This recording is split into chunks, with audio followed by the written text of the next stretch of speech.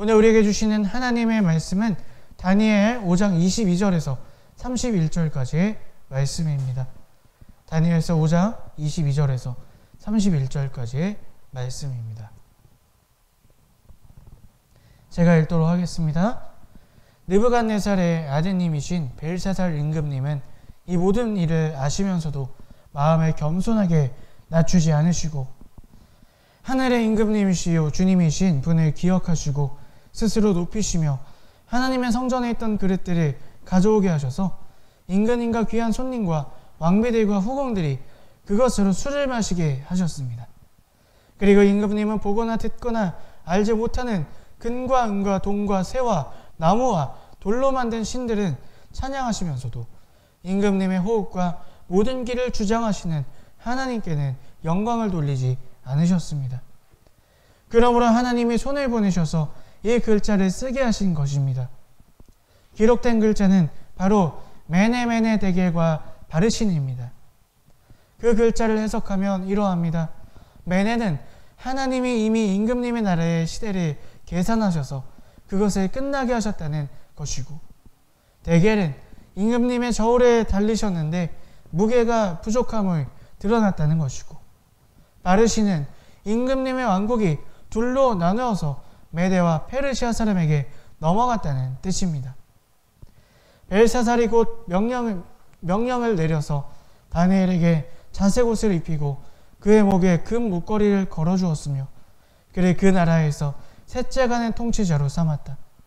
바로 그날 밤에 바벨로니아의 벨사살 왕은 살해되었고 메대 사람 다리우스가 그 나라를 차지하였다. 다리우스의 나이는 62살이었다. 아멘. 오늘 우리 예수님의 사랑하시고 주인 삼으셔서 함께 예배드리시는 여러분들을 환영하고 축복합니다. 6월달 시작과 함께 본격적인 여름이 시작되었습니다. 30도를 넘나들고 또 이렇게 습한 더운 지난 한 주 여러분들 어떻게 보내셨습니까? 사람은 여름에는 겨울이었으면 좋겠다 이야기하고요. 또 겨울에는 여름이었으면 좋겠다 그렇게 말합니다. 그러나 우리 그리스도인들은요, 오늘이 주님이 주신 가장 좋은 날이라 우리가 그렇게 믿으며 그렇게 살아가셨으면 좋겠습니다.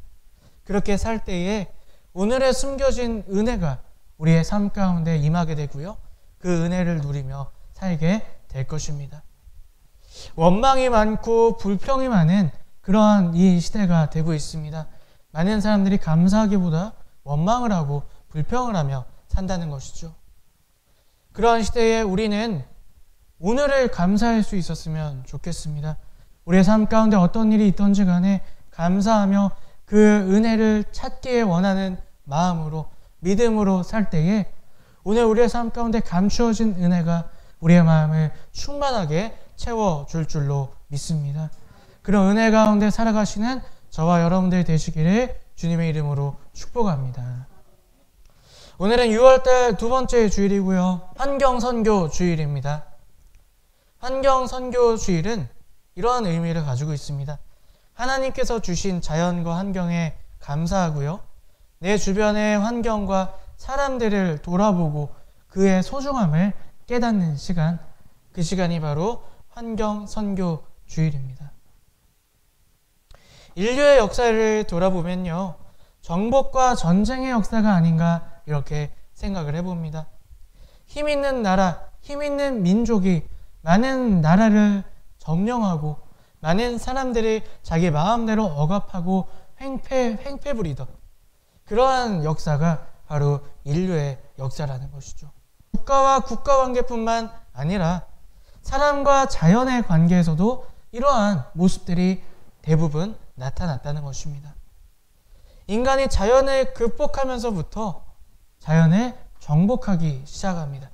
자연을 정복하고 소유하고 자연을 자기의 이익을 위한 대상 정도로만 그렇게 여기며 살아온 역사가 우리 인류의 역사라는 것이죠.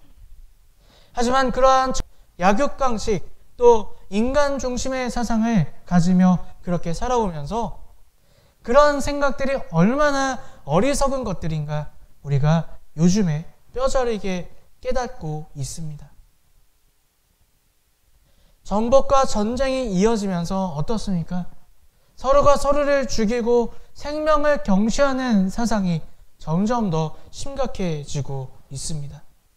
전쟁, 그 전쟁으로 말미암아 빈부격차가 더 심각해지고요.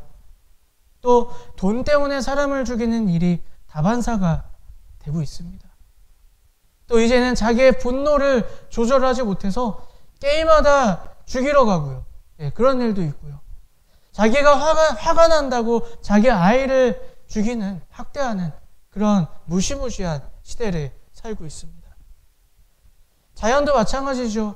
우리가 자연을 수단으로 생각하고 내 이익의 원천으로 생각하다 보니까 어떻습니까? 우리는 자연으로부터 무서운 대가를 지금 받고 있습니다.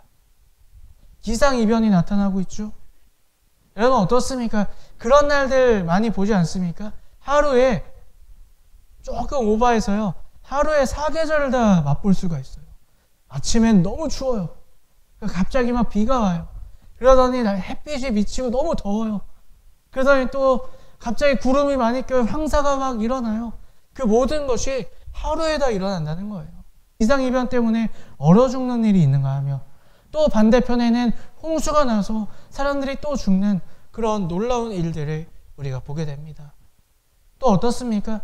지금 우리가 겪고 있는 이 코로나 바이러스, 이것이 왜 생겼다고 생각하십니까? 바로 우리가 자연을 경시하고 자연을 수단으로 생각하는 그 결과가 바로 이 기상이변과 전염병으로 오늘 우리에게 혹독하게 그것이 잘못 생각했다는 것을 우리에게 알려주고 있다는 것이죠. 다행인 것은요, 많은 사람들이 이제 그 잘못을 깨닫고 생각을 바꾸려, 방향을 바꾸려 하고 있다는 것입니다. 생명을 소중하게 생각하고 한 사람 한 사람의 인권을 존중하자, 또 다른 사람과 대화해보자, 다른 생각을 갖고 있는 사람들과 토론해보자, 그런 인권과 소통을 중요하게 생각하는 그런 일들이 이제 일어나고 있죠. 또 이제 자연이 망가질 대로 망가졌으니 이제 우리가 이 자연을 살려야 된다, 지켜야 된다. 그래서 친환경, 요즘에 이런 말 많이 들으시죠? 친환경. 그리고 또 어떻습니까? 탄소를 줄입시다. 오존층 파괴를 주범인 탄소를 줄입시다. 또 신소재를 개발합시다. 요즘 그래서 뭐 수소, 자동차, 전기 자동차 이런 것들이 유행이잖아요. 그렇게 노력한다는 것이죠. 하지만 아직 갈 길이 멀어 보입니다. 모든 이들의 생각이 바뀌기 위해, 진짜 그 마음이 달라지기 위해서는 어떤 정책을 피고 캠페인을 해서 다 나아지는 것이 아니라 보다 근본적인 것을 깨닫고 바뀌어야 한다는 것입니다. 보다 근본적인 것, 바로 무엇을 말하는 것일까요? 오늘 본문에는 그 근본적인 것을 깨닫지 못한 사람의 최후의 모습을 우리가 보게 됩니다. 바로 바벨론 나라를 멸망으로 이끌었던 벨사살 왕의 이야기, 그것이 오늘 본문의 말씀입니다. 유다가 멸망했던 기원전 6세기, 그 시대에 세계의 패권을 잡았던 나라는 바로 바벨로니아 왕국이었습니다. 느부갓네살을 시작해서 벨사살에 이르기까지 그 제국의 힘은 막강했습니다. 그의 용토는요, 오늘 성경 말씀에서 보니까요, 그 같은 나라 사람들끼리 말이 통하지 않을 정도로, 무슨 말입니까? 여러 언어를 쓰는 민족들이 하나의 나라로 모여있을 만큼의 아주 강대한 영토를 가지고 있었다는 것이죠. 그렇게 큰 나라, 큰 권력을 가지고 있던 사람이 바로 벨사살 왕이었습니다. 이 왕은요, 그렇게 큰 힘을 가지고 매일 잔치를 벌였다 그래요. 그리고 오늘 본문 말씀에서도요, 그날도 어김없이 궁전에 1000명의 사람을 초대해서 잔치를 벌였다고 합니다. 그리고 자신을 더욱더 과시하고자 하나님의 성전에서 탈취한 성물들, 그릇들을 가져다가, 잔들을 가져다가 거기에 술을 따라 마시려고 했다는 것이죠. 근데 갑자기 놀라운 일이 벌어집니다. 갑자기 어디선가 손가락들이 나타났다 그래요. 손가락들이 나타나서 이 궁궐의 성벽에다가 글자를 쓰기 시작했다고 합니다. 지금 우리가 들어도 기괴한 일이죠. 갑자기 손가락들이 막 나타나서 글을 막 썼다는 거예요.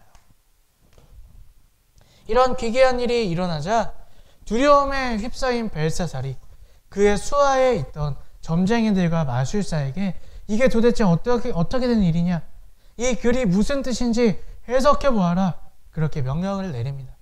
하지만 아무도 그 글자가 무슨 글자인지 알지도 못하고 해석도 할 수 없었다는 것이죠. 그렇게 혼란한 와중에 이 벨사살의 어머니가 이 벨사살 왕에게 한 가지 제안을 하게 됩니다.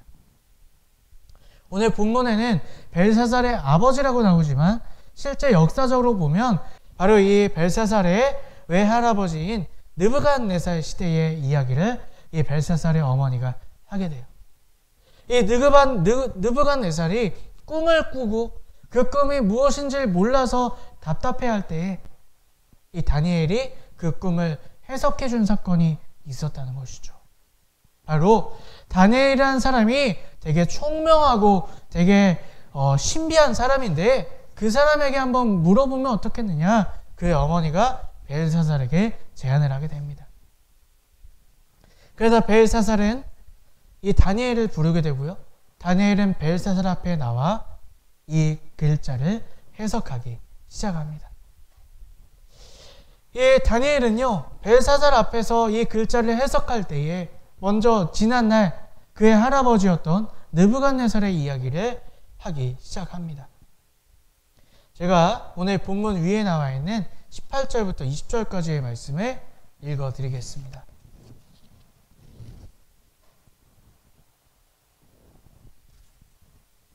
임금님, 가장 높으신 하나님이 임금님의 아버지 느부갓네살 왕께 나라에 큰 권세와 영광과 위엄을 주셨습니다. 하나님이 그에게 큰 권세를 주셨으므로 민족과 언어가 다른 뭇 백성들이 그 앞에서 떨면서 무서워하였으며 부친께서는 마음대로 사람을 죽이기도 하고 마음대로 사람을 살리기도 하고 마음대로 사람을 높이기도 하고 마음대로 사람을 낮추기도 하셨습니다. 그러나 부친께서 마음이 높아지고 생각이 거만해져서 교만하게 행동을 하시다가 왕위에서 쫓겨나서 영예를 잃으신 일이 있었습니다. 아멘. 이 다니엘은 먼저 그의 외할아버지, 오늘 본문에는 아버지라고 나오죠. 그의 아버지 느부갓네살의 이야기를 하기 시작합니다. 그가 한창 큰 힘을 가지고 주변의 나라들을 점령할 때 이 느부갓네살의 마음이 기고만장해졌대요. 오늘 말씀을 보니까 기고만장해지고 교만해져서 우상을 세우고 그 우상을 섬기고 자기가 하나님이다, 그렇게 이야기를 했다는 것이죠. 그래서 자기를 섬기라고 느부갓네살이 그렇게 말할 때 그가 이상한 꿈을 꾸게 되고 하나님으로부터 그 교만함의 경고를 듣게 됩니다. 그리고 그는 들짐승처럼 들에서 살았던 그런 사건이 있었다, 다니엘이 벨사살에게 그렇게 말합니다. 실제로요, 다니엘서 4장에 보면 그런 일들이 일어나요.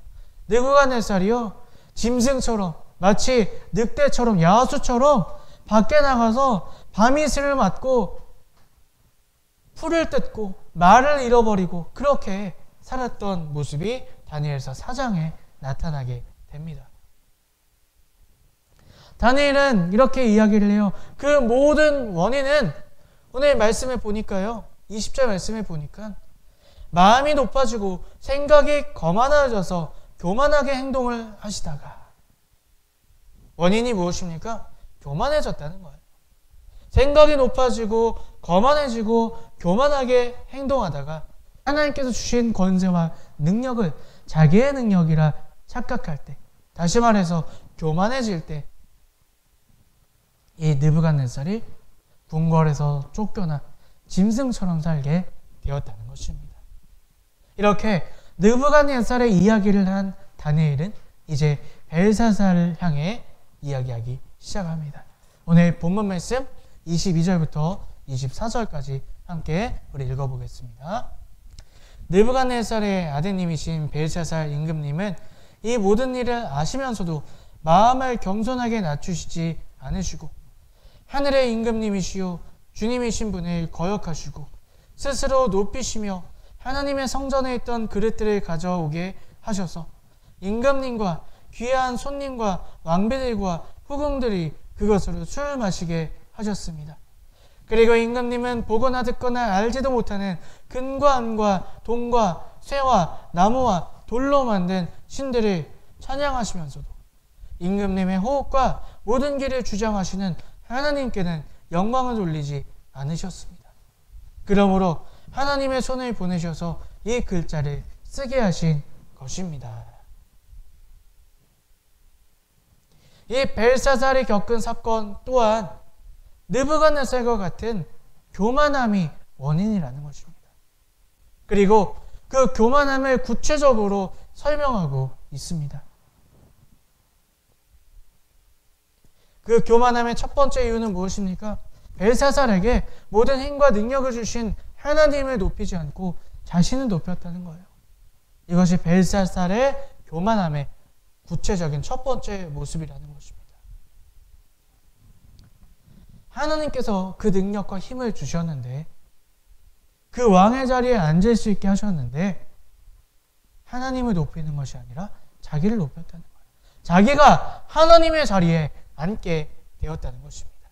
내가 하나님이다 라고 소리치는 것뿐만 아니라 이 모든 것이 자기의 것이라고 생각했다는 것이에요. 두 번째, 벨사살의 교만함의 구체적인 모습은 무엇입니까? 하나님의 성물을 쾌락의 도구로 사용했다는 거예요. 하나님께서 주신 것들을 자기의 만족, 자기의 즐거움을 위해서 사용했다는 것입니다. 하나님의 것을 망령되이 사용했다는 것이죠. 또 세 번째 그의 교만함은 무엇입니까? 하나님께 드릴 영광을 헛된 우상에게 돌렸다는 것입니다. 자신을 지키는 것이 다른 우상, 나무와 금과 은과 돌과 같은 그런 우상이라고 착각하고 그들에게 경배를 드렸다는 것이죠. 이런 교만함이 가득한 벨사살에게 내리는 것은 바로 심판이었다는 것입니다. 오늘 벨사살이 즐기던 가운데 손가락에 나와서 글씨를 쓴 그 글씨의 의미는요, 바로 심판의 선언의 내용이었다는 것입니다. 오늘 본문 말씀 25절부터 28절까지를 우리 함께 읽어보도록 하겠습니다. 기록된 글자는 바로 메네메네 데겔과 바르신입니다. 그 글자를 해석하면 이렇습니다. 메네는 하나님이 이미 임금의 나라의 시대를 계산하셔서 그것이 끝나게 하셨다는 것이고, 데겔은 임금이 저울을 달리셨는데 무게가 부족함이 드러났다는 것이고, 바르신은 임금의 왕국이 둘로 나누어져서 메대와 페르시아 사람에게 넘겨졌다는 뜻입니다. 아멘. 자, 이 메데메네 데겔 바르신, 고대 문자가 그렇듯이요, 이 문자는요 난해합니다. 그래서 여러 가지로 해석할 수가 있다 그래요. 그 중에 이 성서학자들이 그래도 권위 있게 해석하는 두 가지 해석 방법이 있다 그래요. 첫 번째 해석 방법은 이렇게 해석될 수 있어요. 메네, 이것은 세어지다. 그리고 데겔, 저울에 달다. 바르신, 나누어지다. 이런 뜻을 갖고 있어서요, 이것을 직역하면 이렇게 해석될 수 있다 그래요. 그를 왕의 자리에 앉혔으나 그가 부족함으로 그 나라를 나누어 버리실 것이다. 바로 메네메네 데겔 바르신은 이러한 뜻을 갖고 있다고 할 수 있다는 것이죠. 또 두 번째 해석하는 방법도 있습니다. 이 메네 데겔 바르신이요, 화폐 단위, 무게의 단위로도 해석될 수 있다고 합니다. 자, 그래서 메네는 미나라는 단위이고요, 또 데겔은 세겔, 우리 잘 아시죠? 팔레스타인 사람들이 쓰는 세겔이라는 단위고, 바르신은 이것을 반으로 나누어줬다 라는 뜻이라는 거죠. 그래서 반 하나, 반 데겔, 이라는 뜻을 가지고 있다는 거예요. 화폐의 단위, 무교의 단위가 점점점 작아지고 있다는 것이죠. 그래서 이 글자를 여기에 합당하게 해석을 해보자면요. 바벨론의 힘이 점점 약해져서 망하게 될 것이다. 멸망하게 될 것이다. 이렇게 해석될 수 있다는 것입니다. 자, 바로 교만함이란 자신이 누구인지를 모르고 자신의 주인이 누구인지를 모른 채 자기가 하나님의 자리에 앉는 죄. 그것이 바로 교만함의 죄라는 것입니다. 그리고 그 교만함의 죄를 하나님께서는 절대로 관가하지 않으신다는 것입니다. 여러분, 오늘 우리의 모습 속에 혹시 벨사살의 그런 교만한 죄 있지 않으십니까?